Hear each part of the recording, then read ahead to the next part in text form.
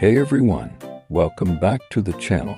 Today, I want to share a heartwarming experience that took me back to my childhood. Recently, my son Yusuf and Ibrahim and I visited the Manchester play factory after 2 long years.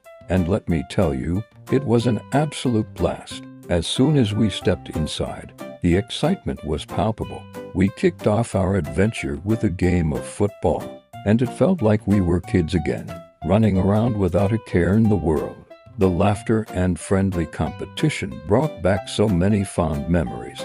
After our game, we couldn't resist the giant slide. The thrill of whooshing down brought out our inner children, and we were all smiles. It's amazing how a simple day of play can remind us of the joy and freedom of our youth. You know, they say childhood never really goes away. It just hides in the wrinkles of age. Watching a 40-year-old man play with turtles at the factory felt like a beautiful reminder of that truth. Thank you for joining me on this nostalgic journey. If you enjoyed this video, don't forget to like, subscribe, and share your own childhood memories in the comments below. Until next time, keep that inner child alive. 2, 3